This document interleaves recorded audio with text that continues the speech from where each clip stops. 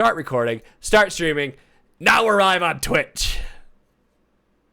Are we really live on Twitch? Maybe. That's a Possibly. good... yes, we are live on Twitch. We made it. Oh, fantastic. We are we Twitch partners? That's my Yes. Can we give Twitch loot? Yes. We are Twitch partners. Okay. Whatever. I don't know. We did that a long time ago. I don't even know what that means. Twitch bits? Do we have Twitch bits?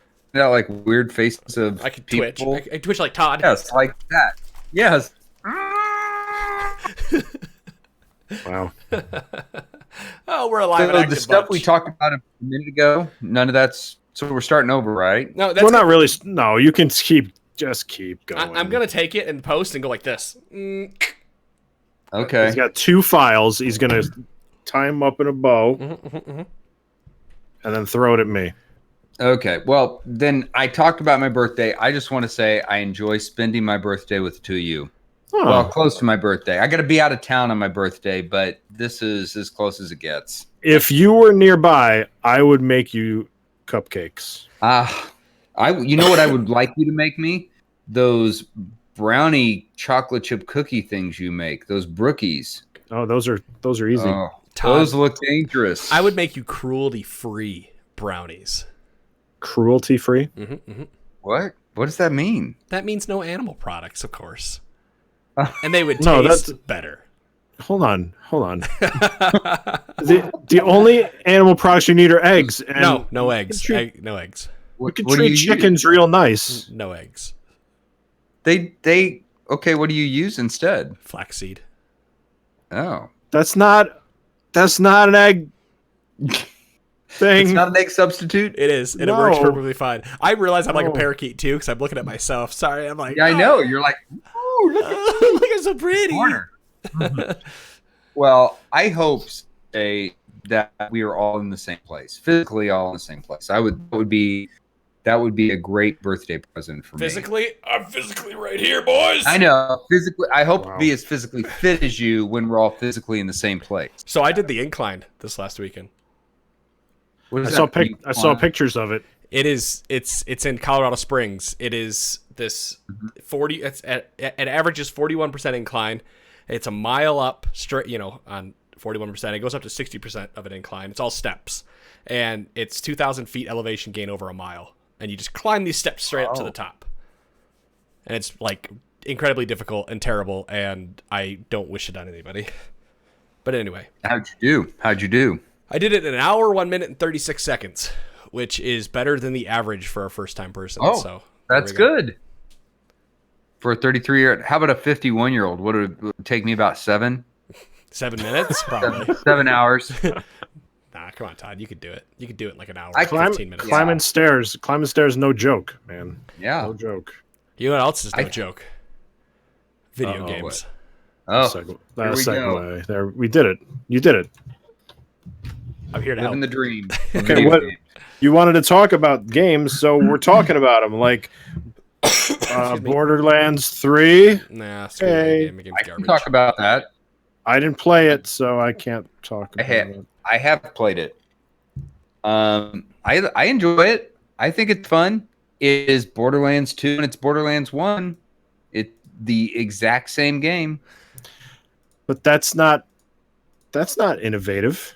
No, there's nothing innovative about it. It's Borderlands. The third. I mean, I don't. It's like the third Rambo. I mean, there's nothing different from the first Rambo to the third Rambo. The only thing that gets different is when you get to the fifth Rambo. Wait, didn't the third Rambo have the helicopter? Yeah, but it was still Rambo. And he blew it out of the sky? This has different guns. It has different cars. And you have to But it's look still- up to read the entirety of what a gun does. Yeah, but it's still Borderlands. It's still Borderlands. Borderlands. Yeah, this is going to be. Does it run okay? Yeah, I'm playing on Xbox One, and it's running just fine. I haven't had any hiccups. I don't remember seeing any frame rate issues. I'm sure that they will exist, but I'm only maybe 2 hours in, 3 hours in. All right. This is going to be a weird fall.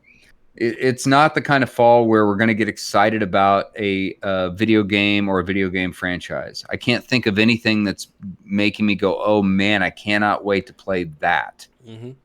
Well, when is Call of Duty coming out? You mean Modern Warfare? Jim, That's the one. is that the one that's doing it for you? Is that the one you're like, that is the one I can't wait? No, but I'm interested to see what they do with it, considering it's like taking it back to the old school. I'm interested in Modern Warfare because it reminds me of Modern Warfare 3, and I quite enjoyed that game a lot. And it's going to be exactly like playing Modern Warfare 3. I'm in 100%. I know they changed some things. Like I know the mini map But they isn't got- completely there, and I don't even care about this stuff. I just want to know because they got the guys back. They got like, Yeah, I'm hoping the story is fun, and I'm hoping this is good. I played the 2 versus 2 beta.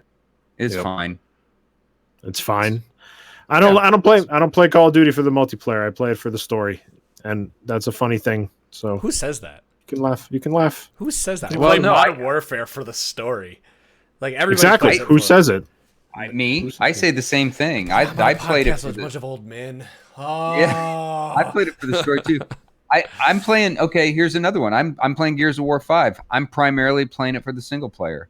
Well, that Thank makes sense. goodness for the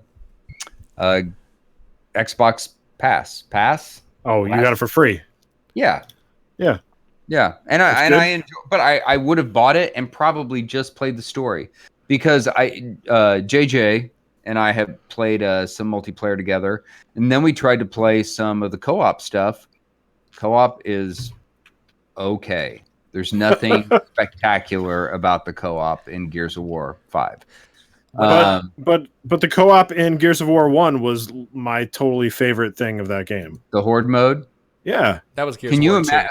You know what was fun No, about? no, the I'm Horde sorry, mode? not Horde mode. I'm talking about multiplayer. Like no, the the co-op campaign Yeah. Co-op campaign is fun in Through- this game too. through the first That game. part, the co-op campaign is fun. The multiplayer stuff, co-op, like the horde mode, is the horde mode. You know, and I remember playing with my friends and getting like past the 20th level and thinking, oh man, this is getting tougher. Oh, this is getting hard. JJ and I were at the 20th level with us and one other guy, and nothing. Really? We were bored. We were getting tired. I mean, physically tired that we felt like we were going to have to go to sleep. Huh. Because I remember playing were not Gears wired. of War 2 and loving the Horde mode. We used to play it for hours and like try to I come up with know. strategies, like putting shields down to funnel them in areas and all this other stuff. And like, yeah. And you know what? There's probably a strategy after about the 30th or 40th level, but after 20, it's like you've played the same thing over for 20 times. Wow. Frustrating. I mean, That's there's disappointing. and we're playing. Granted, you can change the level from intermediate to advanced, that sort of thing, but still, I mean, even on intermediate, even on beginner, after level 25, it should be a challenge of some sort. Sure. For me, look at me. Look at my frail hands. I can barely hold a controller. Oh, they're so can frail. I know. I can barely hold a controller, and I was doing okay. I was bored at 20. Imagine someone half my age, Adam. You. Imagine Adam trying to play. A younger Adam. Just imagine how quickly Adam would make it to 20 and not be bored because he has such quick and agile hands. I would love to see if you can actually go faster because you have to find the horde hiding. That was part of the problem. There were many times where we were down to one horde and we couldn't find it. We couldn't find the player. Yeah, frustrating. So the multiplayer or the co-op single player is fun. The multiplayer, not so much. That's right. If I was going to do it, I'd do it for the single player probably too. There's the other mode, I'm trying to remember what they call it. It's almost like a run and gun mode. And what they do is they have modules of rooms that they put together. And so it changes every time.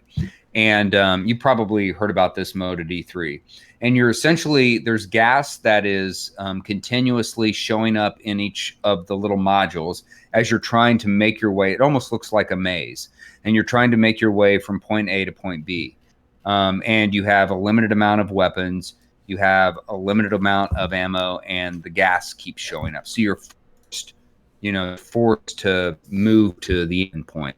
And that's the mode I was excited about, but it hasn't done much for me yet. So, is the single player good? Is the campaign any good? Because I like the story. Yes. I like the played. Story. I actually played through the first 3, and then I never played the campaign in 4. I have it over there, but I haven't. I see it. You see it right there? Yeah, I see it right there. I see it. I'm in the same spot as you. It's digital. I have 4, but I've never played the single player on it. I like that one. I like that story. And this story is good too. I like the characters. I like the way they've transitioned from the characters from 1 through 3 to 4 and 5, and there'll probably be a 6. So you feel like you're following this whole new group. I like that part, but there are, I'm trying to remember, there are like 4 parts of the games, and there's all these mechanics, and there's this money you can spend, and it's almost too much. That's in single player? No, that's in multiplayer, but every time that you log in, all that stuff starts to show up. It's almost like you're getting daily awards just for logging in. It's the kind of stuff I see on an iOS game. Yeah. When I log into an iOS game. Everybody likes those micro, like it's like is it daily challenges? They have that stuff. Well, it's almost like they're rewarding me just for being a human. Oh. They're rewarding me for breathing. They're for logging into the game and just showing up. Just saying, hey, I'm here. Okay, I'm not going to actually play, but here's a card. My one wish, I doubt it's in there because it's only been in the first game. Emergent Souls? Any Emergent Souls? Probably not. No, those were gone because those were on the Emergence Day. That's it. Mm-hmm. Those were fun. I like those. They talk about E-Day a lot. It's E-Day now, Jim. I don't know if you know, but Emergence. Well, it's also just Gears. So it's to be fair, Gears of War hasn't mattered since Cliff left. So I mean, why are we even talking about it? He's the man of the hour. Well, sure he is. I think the story is every bit as good as it was when he was a part of Gears, when he made the first parts of the stories. I think this is an interesting story. It's told well, but all the other parts of the game don't do it for me. The things that would keep you coming back, the things that keep me coming back to Division 2, that's not going to keep me coming back to Gears. I'll finish the multiplayer. I'll finish the single player. I will probably then go straight back to Borderlands and work on that for a while. And then I don't know what. I mean, tell me, what else is what do I have to look forward to? Don't say Pokemon. Pokemon on your new Switch. Pokemon. Assassin's Creed Black Flag. No, Jim. No. Listen. What do you mean no? No, we don't do Assassin's Creed anymore. That was 10 years ago. It totally was. Something like 10 years. It was when I bought it when the PlayStation 4 came out. I played it for a little while, and then I stopped. And I picked it up again because why not? Black Flag might have been good, and I've had telling people say it's the best pirate simulator you could ever purchase. Maybe the High Seas, whatever the Seas game you're playing is better. But the Sea game, what Sea of Thieves? I'm not playing Sea of Thieves. Which one are you playing?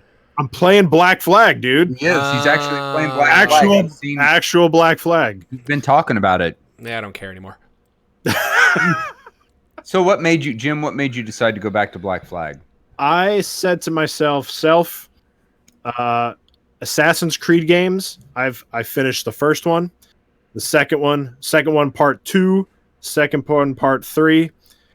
I skipped over 3 for some reason. I'm not sure why. That was a Revolutionary War one, I think. Yes. And then the PlayStation 4 came out. I'm like, look, pirates are awesome. Let's play this one. And for some reason I stopped. So I don't know. I really like playing Assassin's Creed games, and it's not necessarily that they're entirely engaging in terms of story. It's just a nice loop of gameplay. Sure. There's a whole bunch of things that you can do. If you want to just go around and find treasure chests, you can do that. If you want to find the Animus fragments, you can do that. And if you want to go on the story, you can do that stuff. So I'm with you. I've played all of them. The only one I've never finished was last year's Odyssey. Last year's, but everyone says that like now I'm playing Black Flag. Everyone's saying, oh, everything in Odyssey is cleaned up stuff that's in Black Flag. So I guess there's ship combat in Odyssey. So I love it. Ship combat is great. I pull up next to these guys, and they don't even know I'm going to open fire, and then I just destroy them. It's fun in Odyssey too, but that game is so big and so. I mean, I've never played a game quite like that in terms of the number of hours that you would have to invest into that game, and that's the way they're going for. I mean, going forward, Ubisoft, that's what they're going to do. Those are the kinds of games they're going to make, and that's fine. I played Assassin's Creed 1, 2, then it went Brotherhood, right? Then 3. Mm-hmm. No, the two versions of Assassin's Creed 2, I think, yeah. Because Brotherhood was like, Brotherhood and Revelations, I think. Was it that? I thought it went 1, 2, Brotherhood 3. I don't know. I have to look it up, but I think it was Brotherhood.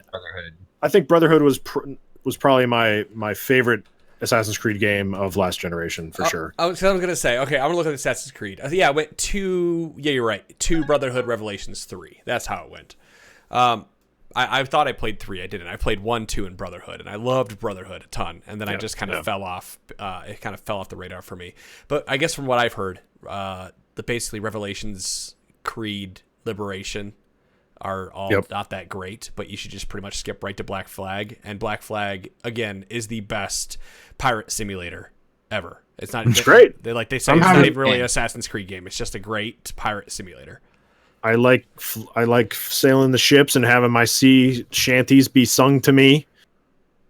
Well, in Odyssey, you can have Greek songs sung to you. I don't know. It's like that. It's like sea It's not as good. It's not like I'm in a bar with a whole bunch of drunk guys. It's not. Black Flag was the elements behind it were much more fun and engaging than the sea battles in Odyssey. No, sorry. Adam's got something. Either it's gas or he's got a thought. Both. Or he's gonna burp. Both. All 3. No, I was thinking about it. Sorry. I'm listening to what you guys saying, but I'm also looking at the game order. I remember being really excited for 3. I know this doesn't really matter to the conversation. I'm pretty sure I played the demo because that was the one you could climb like trees and you had, and you could. Oh shit!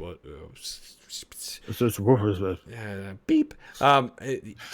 Bows and arrows. You had bows and arrows. Yeah, that was like the Western one or whatever, right? Like the Revolutionary War. Yeah, thank you. Yeah.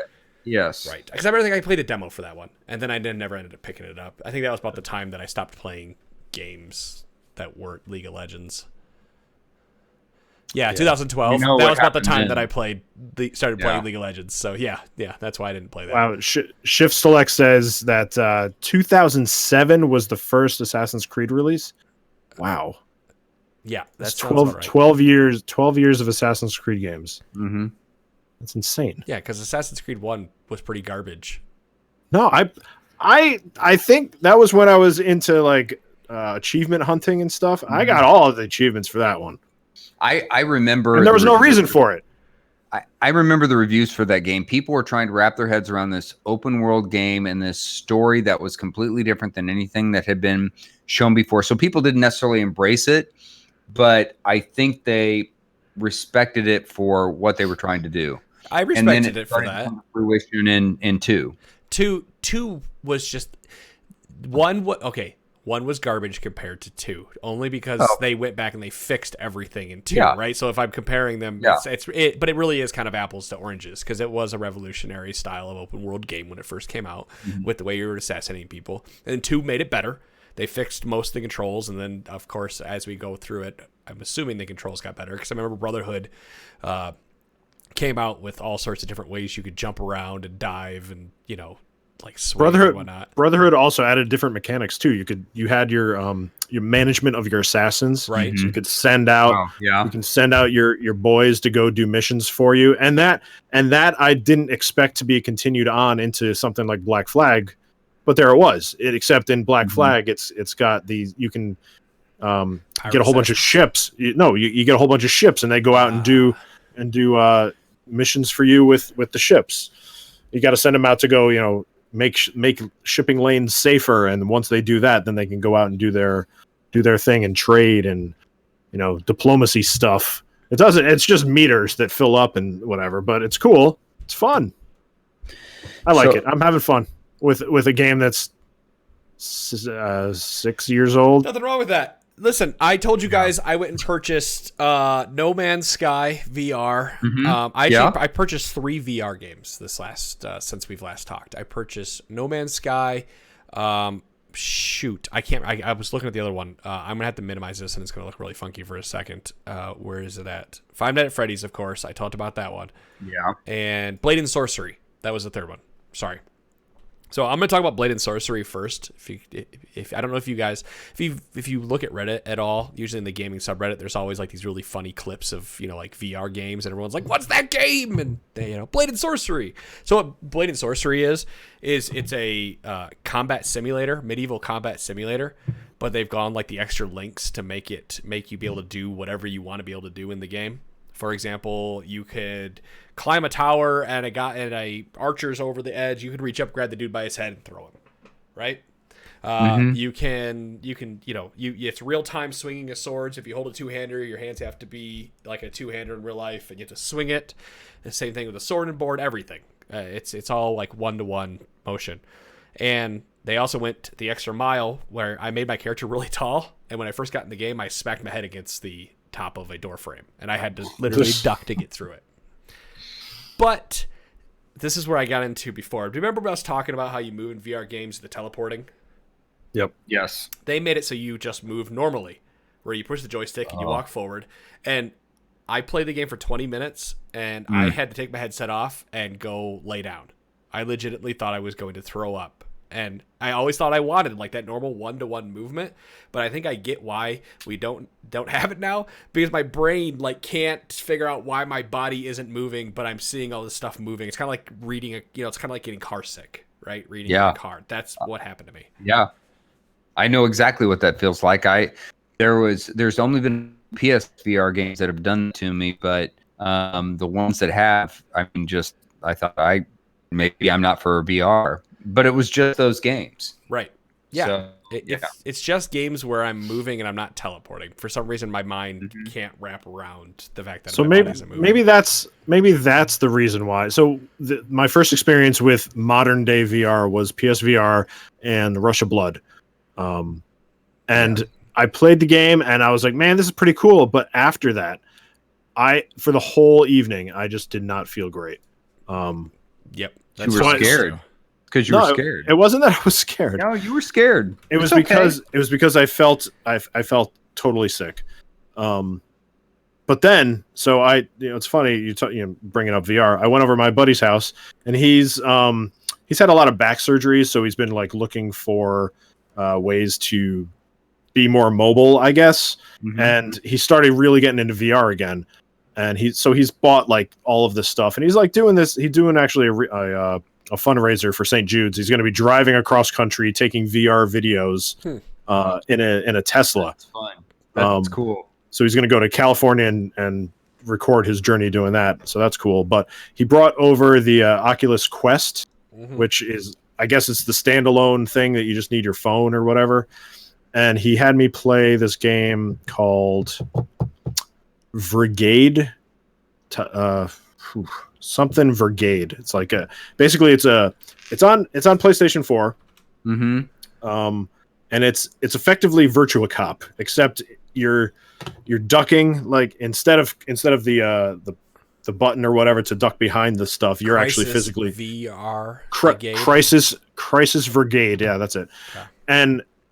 And man, I did not have any issues with that game. I did not feel sick, and I loved it. And I wanted to play more VR after that, but I didn't. So,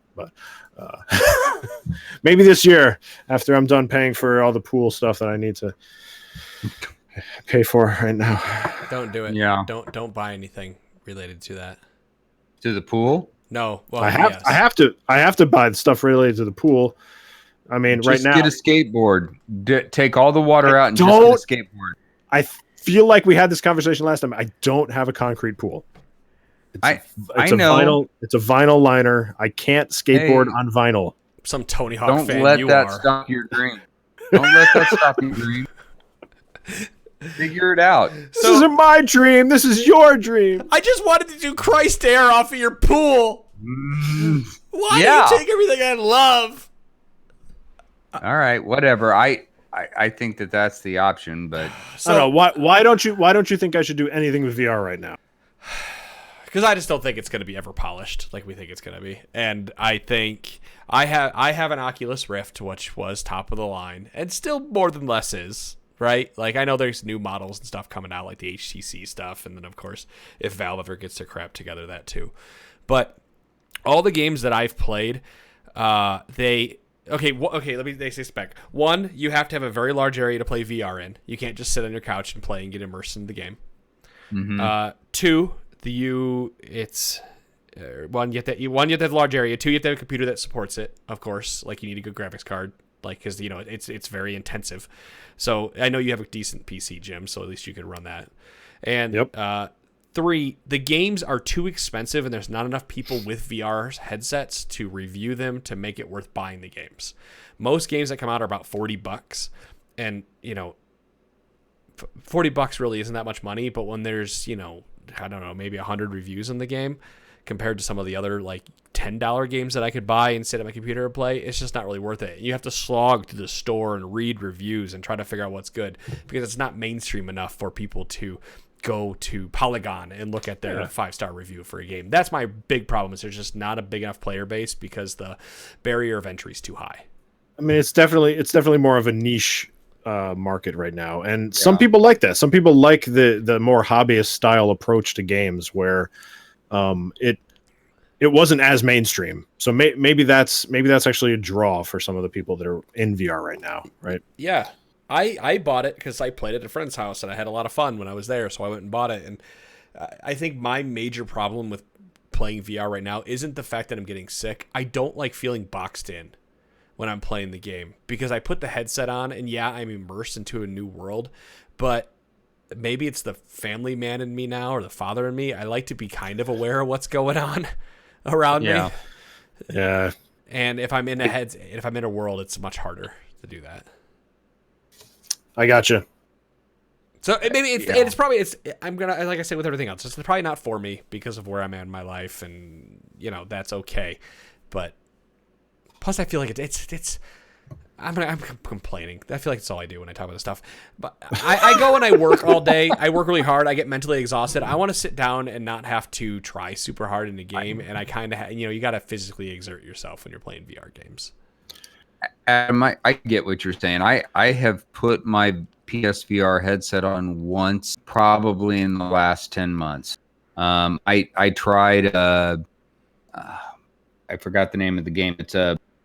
It's a Tetris. Five Nights at Freddy's. Yeah, no. It's like it's called Blood and something. It was the one that got fairly good Blood reviews with PSVR. No, not Blood and Sorcery. But you have guns. You're shooting your way through. You're on rails basically. Blood and Truth. Yes, that's it. That's these game names are terrible. The demo, I played it. The demo was fine. It was a good game. And I was like, that's enough. That's all I need. And that's the funny thing. I don't want the game. After playing the demo, I'm like, well, that's plenty. Sure. I don't need the whole game. Yeah, I have a lot of fun playing Robo Recall. Yeah. And that game, like, I got it for free at the Oculus. And, you gotta, you're picking up monsters and you're moving around and ducking. You literally gotta move. And I'm getting all wrapped up in my cord. I just don't have a big enough play area to play a VR game. What I need to do is, to play this right, I need to go put a computer over there, which I know you guys don't know what's over there, but that's like, my living room in the basement. And I want to run the cord for the VR headset up my wall, across the ceiling, and down. So that way I'm like, in the Animus. I saw a photo of that on Reddit, and I thought, oh, okay, well, that makes sense. Excuse me. And that guy seemed to have set up a pretty good system. He ran the cord across the ceiling, used eyelets, and then brought it down behind his head. So, yeah, that would work. So the Quest, when I was playing that, there was a way to set it up, in the moment where you would outline your physical boundaries of the area that you're playing in. Is that something similar to that with all the other VR devices? I can't show it to you. So if you buy the special adventure pack with Oculus or What's whatever, happening? you get. Oh my gosh, get. I feel like this is VR. I'm getting dizzy. Right. You get one of these. You get two of these. I got one that sits to the right and one that sits to the left. For those of you listening to the podcast, I have sensors, is what I'm talking about. I was just show the guys what it looks like. It looks like a microphone. It does look like a microphone on a stand. And Is that what they refer to as a lighthouse? I might be. I don't remember if that's the name of them, but yes. I don't know. I'm so not. You're pretty hip, Jim. I heard of the word lighthouse. But yeah, and I also heard of firehouse. You take your little Yeah. Oculus controller and you stand back and you draw your little line. You go, these are the areas that I can stand in, and then it yells at you. It's like, you must be in an area that is 6 by 8 foot, and I'm like, I don't have 6 by 8 feet. This just sounds like the Kinect all over again. Yeah. That's what it sounds like to me, to be honest. You end up arguing with my your little Oculus. line, like right here's my desk, right? My microphone's like right at my desk. My line is like over the desk, and so you're like playing, and then your little hand goes out to the area, and you smack your monitor. It's fun. Why not? That's just the worst part is I got all these stupid curtains here, and you start like flicking through the curtains because that's part of the area. Well, Shift Select says that, they get anxiety watching people play just because of the space issues. It is. So, Jim, are you talking? The one you're talking about is the one where the headset is independent. It's not connected. It's completely independent. I Yeah. think that it uses a phone. Well, my friend, No, it I doesn't. don't think it does. It doesn't use a everything's phone? in the headset because my friend has that. Yeah, But he had a headset he had a phone with him, and he was doing something with it. I'm sure maybe. you could connect it to the phone. You know, it's probably Yeah. got some kind of Bluetooth where you could probably pick your games in your phone and stuff. Oh, But yeah. it's supposed to be all in the headset. You know what he was doing? He was actually It is. he was screencasting from that to a TV, so everybody could watch what was being played. Okay. My friend has the same system. He has everything is built into the headset itself. It's almost like a little mini computer on his head, Yeah. and then of course the controller's in his hand. You're right. He draws out the space. He enjoys it. He really enjoys using that system. I don't know.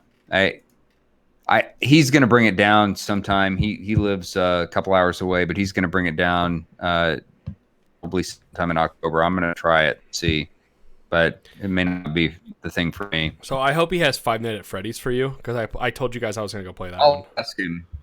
I'll tell him if he doesn't have it, I'll go ahead and get it just so I can try, because I do want to play that game. That game is scary as crap, man. Yeah. I like the scary ones. I mean, It's 5 Nights at Freddy's, but in VR. So just imagine turning to your left and the door opens and there's this giant Freddy standing right next to you in VR. Rush of Blood was one of my favorite games on PSVR.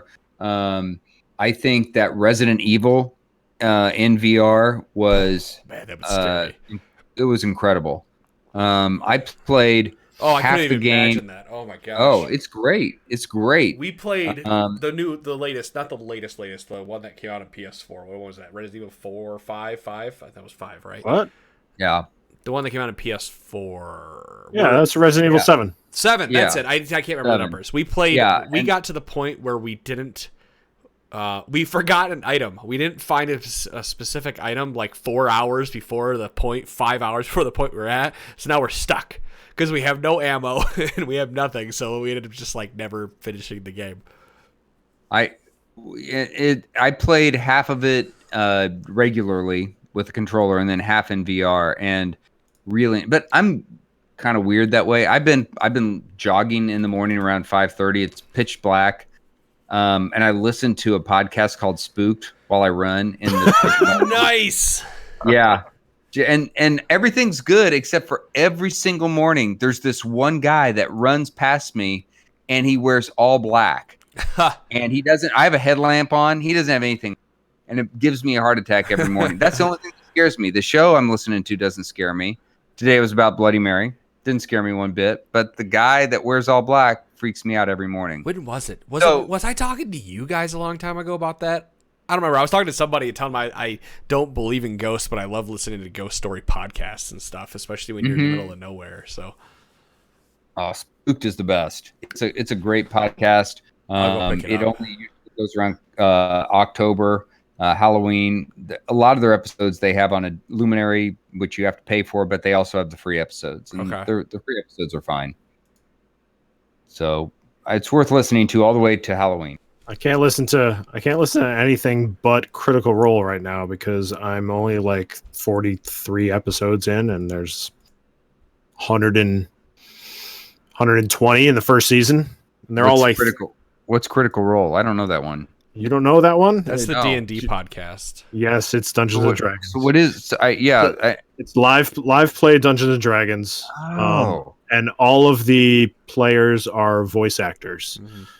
That's cool. So one of the guys, Travis, is he plays Thor in a lot of the animated versions of Marvel shows. Mm-hmm. And he's like this big barbarian dude, and one of the characters actually is on a network television show. Her name is Ashley Williams. Okay. She's in some like detective, typical like. How many episodes are there? There's a lot, and they're all like. But it's all like seasons and stuff, right? There's only 2 seasons. Each season follows a specific band or a specific party of characters, and it's just, if you play Dungeons and Dragons, it's just wonderful in terms of what they do. And I can only try to be the type of DM that Matt Mercer is in this podcast, because he's amazing. Yeah, they tried to do it on the Trinity Force Network. They had the Dark Spell, which we had a lot of people that liked the Dark Spell podcast. But it's kind of like Critical Role, where you get used to the personalities, or the personalities, and so if you listen to the podcast, you enjoy them talking and playing D&D because you know the personalities. And then we had another one. It's a long story, is what they called it. T-Force RPG. Critical Role obviously being like the cream of the crop up here when it comes to D&D podcasts, but they're really popular. Yeah, they're really, really good. And they actually had a Kickstarter for like creating an animated series based upon the first season, and they made like $7 million in terms of the funding for it. I was just like, damn, why aren't I doing it? I played Dungeons and Dragons. look, I played Dungeons and Dragons. Oh yeah, look at this guy. What's frustrating about my age is I was at an age where I remember when Dungeons and Dragons started. So I was in middle school. I was in 7th or 8th grade. And the problem was, at 7th or 8th grade, when you're trying to get people together, you still don't know how to play the game. Yeah. I didn't know how to play the game at 21 when we started. I don't know how to play it now. Who cares? Well, but when it was still a point where people are like, what is this? How does this work? It's scary. It's evil. The devil is making you do it. And so, it was hard to try to figure out how to play the game and also get people accepting of you playing the game. And so I remember I had the dice, I had the book, and we would get together and we would look at each other and we'd play with the dice because they were different than any dice that we'd ever had in our lives. Sure. And then we'd go and we'd eat some pizza and go home. And so we never got to the point where we were actually at a dungeon master and we could go through the stages of what it takes to play a game of D&D. Hey, that's one of my biggest regrets of game in my life. Sorry, I'm not trying to interrupt you. I started playing D&D, my dungeon master always tried to screw over the group at every opportunity that he could. So he was a terrible dungeon master. Like I'm not going to tell the story because I've told it before, but it's just like you had to. It made us think really creatively because we knew he was trying to screw us over at every point. And honestly, we stopped playing with him as a dungeon master because of that. And yeah, the whole idea of dungeon mastering is to create an experience that your players are going to enjoy, not to give them crap for everything. Right? You have a set of boundaries, but you can change them to make sure that your players are having fun. That was my favorite part. I played. I think the last time I played was 3 years ago. And my dungeon master decided to just change things on the whim. He told me when it was done, listen, you shouldn't have gotten this sword, but I decided to give it to you and alter the stats because I thought it would be a really fun story. Right? Like that type of stuff. Yeah, no, it should be a fun experience for everyone, including the players, not just the dungeon master. Right. And so that's the one thing I miss that opportunity of getting to experience what it means to play a game like that. And so, maybe someday, I don't know. Hey, I actually have experimented a little bit with cameras and remote playing. Mm-hmm. So if you ever actually want to try, I would like to try, because I don't even know what I don't know what it's like, but I'd like to try once just to see. All right, I've done it. Get yourself a player's handbook. They made 5th edition really accessible in terms of. I was looking at it today on Amazon. I almost bought it, and I was like, "What am I going to do with it?" I could get you the PDF. I've got the PDF if you want. No, just get the book. It's nice. You can search for the PDF. Yeah, Dungeons and Dragons is a physical thing, right? I know there's a lot of people that introduce a whole bunch of technology into it, and I have a little bit of tech that I've been using, but I feel like the best is that you're taking most of the computer out of the equation, right? You've got people having to use their minds and their imaginations again, and I'm a 40-year-old man, right? And I'm using my imagination to try to visualize what people are seeing in front of them. All that's on the map, there's squiggles. Like, okay, this squiggle over here, that's a bush. Oh, okay, that's a bush, huh? And then this black coaster here, because I don't actually have a mini for it, that's a dinosaur. Oh, no way.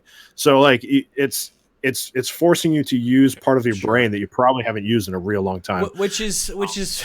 Which is great, and I agree with you absolutely. I love those things, but I like playing a Roll20 because I like some of that stuff being taken care of for me, like not having to remember how much my extra damage was and rolls and all that kind of stuff, right? Like when you let the computer do that, like that's what I like about it. But at the same, I understand having the book. Yes, in front of me. I understand that, but in a lot of cases, if you're looking at it as this sort of, I know you specifically, Adam, look at min-maxing all the time about the best way to do something, and that's kind of not what D&D should be about. I'll be honest, with D&D, I don't. I just don't. No. I'll be honest. D&D, I'm not like, I'm going to be a hunter that then multi-classes into a warrior at level 4 because I get this, No, I'm just having fun with it. I just like having this. I like to drink and play. When I drink, I get louder and I have more fun. And then I don't want to roll and go, oh, I got to do this and this. I just want to press the button and go, all right, I'm attacking and I'm doing 40 damage. That type of thing, right? Like that's where I just want that taken out so I can be more. When I play Dungeons and Dragons, I like to be in the game as the character and really role play the character. And that's what I find enjoyable. So when the computer takes that other piece out of there, I'm happy. That's all I'm saying. Yeah, I mean, when you make your character, you actually have to have flaws associated with your personality that you write down on a piece of paper, and you should be following. Like you should be playing as that particular character. That's why I can never play a paladin, because I cannot be good, lawful good. I cannot play a lawful good character. I can play neutral good, but then my god or goddess decides to disown me because I'm no longer lawful good. That's right. And I go against what they say. I can't do it. I just can't. I can't play it. As a person, I can't play lawful good. That's like the ultimate challenge.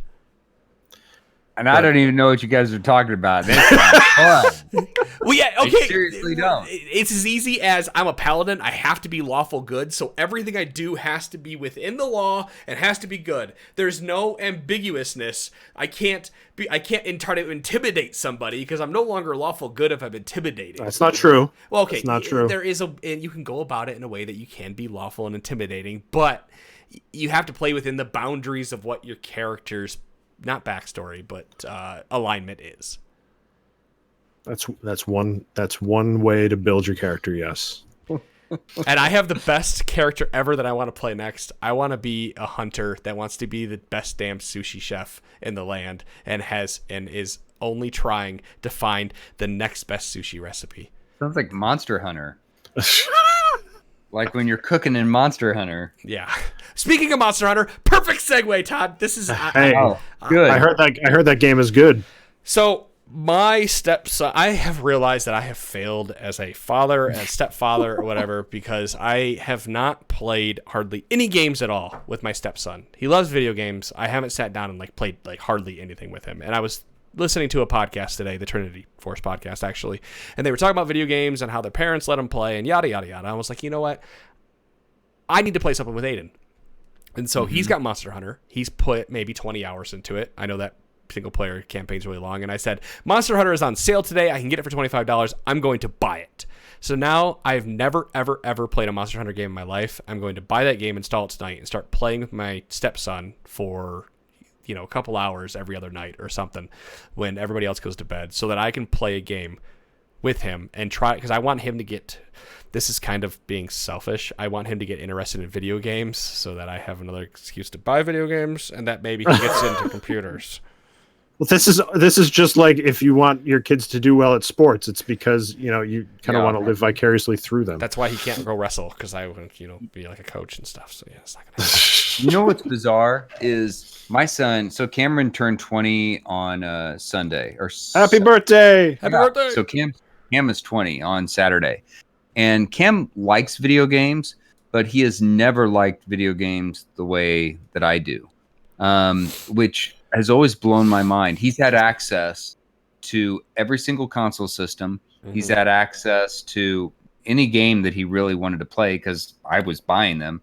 And one of the few games that he's played all the way through and to the end more than once, Persona 5. Really? Wow. Yeah, that's it. Oh, game. Jet also says happy birthday to Cam. What up? Oh, thank you, Jet. Yeah. Jet, I pay attention to Jet. I'm glad he tweets so that I can follow him and when he starts to do his show, because his show is good. Todd, in third person. He's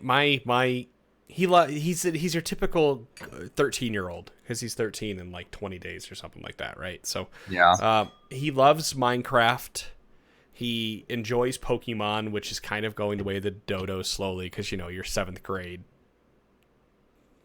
You get it, right? Like Pokemon's not as cool in 7th grade, but Minecraft is and everything. And suddenly I'm listening to music. So I tried to bond with him because he likes, to my surprise, he likes rock and metal music.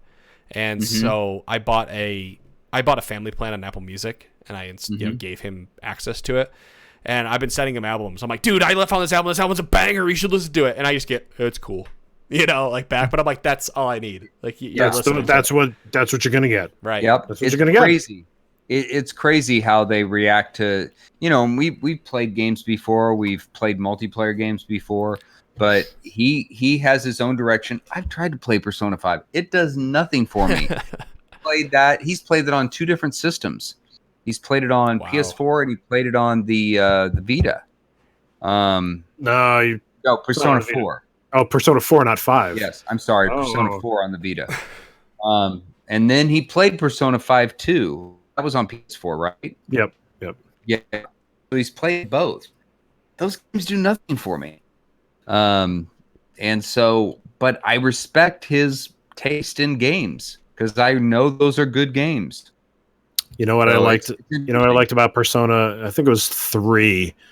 I specifically got a Vita so I could play Persona 3. I feel like I remember this. And when you said Persona. And they to unleash their persona, they put an invoker to their head and pull the trigger. It looks like a gun, so that every single time that they want to unleash their persona, they shoot themselves in the head. So I thought that was funny. I miss my Vita. My Vita broke, and he still has mine. No, not Vita. I'm thinking of PSP. That's what I'm thinking of. Wow. All right. Yeah, not Vita. Sorry, I'm thinking of PSP. I loved my PSP, and it broke, and I was playing like Final Fantasy VII on it, and then Tech Guru was going to fix it for me, and that just kind of fell through. Hey, but can I mention before? I know it's getting close. We're getting close, but we're good. I know, but can I mention one more game that I actually have really been enjoying? No. Why are we talking about video games? We're not a video game podcast. Okay. Why? I don't know why you didn't bring it up. Too bad. Astral Chain. Oh, okay. All right. Astral Chain is not in my wheelhouse. It's usually not my kind of game. That doesn't look like my kind of game either, Todd. So tell me why. It's so much fun. Tell me why it's your kind of game. It's fun. It's my kind of game because the humor is. There is some great humor in that game. There is the mechanics for fighting are fun. I like Bayonetta. Those have been fun games for me as well. But this one I think I enjoy more because I like the story. The chain that you use to control the character that fights with you and for you is interesting. That mechanic is really, really cool, and I haven't really seen that in another game like this. There's this. It almost looks like a giant mascot that is in the police station that you're working in, and so when you're trying to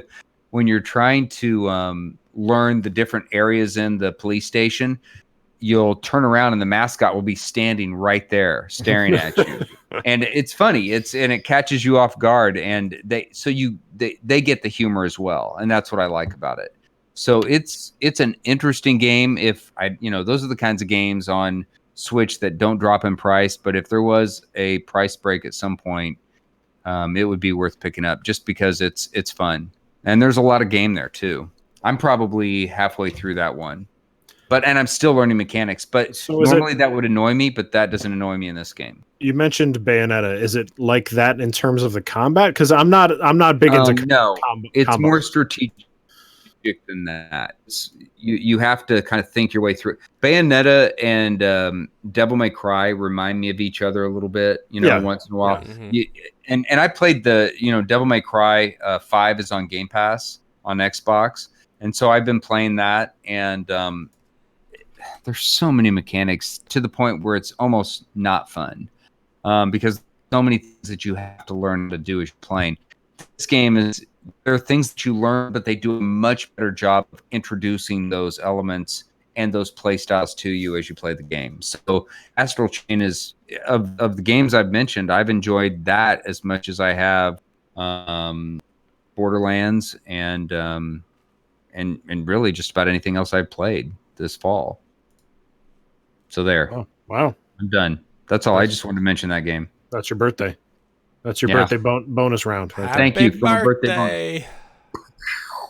I'm 51. Not yet. Soon. But by the time we show up next time. Thursday, I'll be 51. All right. Well, I'm going to buy Monster Hunter World because it's $24 right now. I thought you just had it. I thought you already bought it. I gotta buy it twice. What? Well, okay, because he has it. I have it on my Steam account. I need to go I can't play the game with him off of my same Steam account. Right? Oh. Like, it's not going to let me because Steam doesn't do that. So I have to go buy it again. You can't be logged in at the same time. You can do a family share. Yes. But you can't be on at the same time, I think. Yes. I accidentally did that. My wife was playing BioShock Infinite, and I logged in and was going to play some Steam game, and it kicked her out. So, yeah, you can't. Yeah, I've shared it with everybody. So I got to go make a second Steam account, which I'm probably just going to use my wife's. Because my wife is, why not, right? Yeah. But then what if she wants to play? She's not going to play with us. Then I'll just make a third Steam account. What do I care? What if she wants to play something else? What do I care? I'll just make Steam accounts. They're free. I got email addresses. Steam accounts for everyone.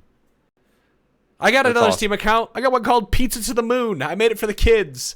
I was trying to make them come up with a name. I'm like, what's your favorite food? Pizza. Now come up with a sentence. To the moon. There you go. It's Tuesday. Pizza to the Moon. Let's go. Pizza to the Moon. Okay. Name of the show. The name of the show. Pizza to the Moon. And hey, by the way, because I'm going to show it off every time, I got another piece. You see that? Oh. Yeah. You know what that is? I can't know what it is, though. What is it? Is it a lighthouse? Oh, I see it. Is that what it is? Is that a lighthouse? Yes. It's a little pixelated, but yeah, there it goes. There it goes. Oh, wow. That's pretty cool. There's always a lighthouse, I heard. There's always a lighthouse. So that's cool, I'm going to show it off every single time because eventually this sleeve, because I'm going in a few weeks to get this filled in. So eventually with what? I gave him two choices because I wasn't sure. I'm kind of letting the artist decide. I'm like, hey, here's some artwork, just throw it on my skin because I like all these things. It's either going to be do you remember the guy in the promos wearing the suit and he's always the one using the superpower in the BioShock promos? You would know what I'm talking about if you watched the video. It's been a long time. There's always this one guy in a suit. He's got like a little curly hair, flips up, and he's always the one that uses the power in the in the 1950s promos, right? So there's one where he's standing there with a smirk on his face, clicking his fingers, and his fingers are lit on fire. Yeah. Okay, I know what you're talking So it's about. either gonna be that guy or it's gonna be the hand that with the lightning bolts that come out and it says plasmids over top the hand. You see that little neon sign when you first walk into Rapture out of the blastosphere or whatever they're called the first time. All right. Yep. I said I'm Show it off. I'm gonna show them Next off every time. time because eventually this whole That's armor's not gonna be covered. that's not content that the audio listeners are going to hear. So to get that kind of contact and those guns, those huge guns that Adam's flexing right now, you got to watch the show when we say, 5 minutes before the show, hey, we're going to podcast. So I'll post it Maybe on next time we'll YouTube give somewhere. We'll give them 10 minutes. Whoa, watch it, Todd. Whoa, I know. Slow down, I'm dude. sorry. Slow down. Listen, I know you are, spry in your new age, but I really need you to settle down here. I need to give people all the time that they need to get to the computer to figure it out. Because look at me. I couldn't even figure out how to use my mic tonight. But I figured it out, baby. He begged it with his walker. Ready, Todd? This is how we're going to go out. oh, God. Jim's falling asleep. That middleman right there on the East Coast. He can't take it anymore. Oh, man. It's Come still on, early. Hunter. 8 o'clock Mountain Time. Let's go. It's only 9 here, Jim. I got time for one more TV show before I go to bed. I don't. I'm just going to go to bed. No pirate sailing for me tonight. Maybe. Well, maybe. All right. Depends on if my wife is on TV or not. Maybe I'll just go get a fort or find some treasure chests. Take some sea shanties All right. while Thanks, you take guys. your pizzas to the moon. Thanks, everybody, for tuning in, for listening to the show. We actually had listeners because I think we're actually streaming properly this time. Adam, maybe we can find a way to even save this recording, the video somewhere. I have don't it know. recorded. I could put it on the YouTube that's literally never used because I haven't used it in over a year. But if you wanted to go up there, sure. Well, I can go on mine. Yeah, if you want to, I'll give That's it where to all you. the other ones. That's where all the other ones are. So I have last week's too, or the last 2 weeks, Fantastic. last 3 weeks. Boy, I gotta. All right, we'll do that one. Okay. Get them both. Get them both. All right. Thanks, everybody. Thanks, Jet, for watching this thing. Shift select. Jet. Vreli. I don't know how to Vrail. pronounce it. It's Vrail. Vrail. Thank you for tuning in for a few minutes. And we got some others in this chat that aren't saying anything. So thank you for watching. We appreciate it. We appreciate you. I appreciate Todd and Adam. I I appreciate appreciate it. both you guys. Thank you guys. All right. Letting the old man continue to babble on. Mm-hmm. That's me. I'm the old man. We're all Good night, old man.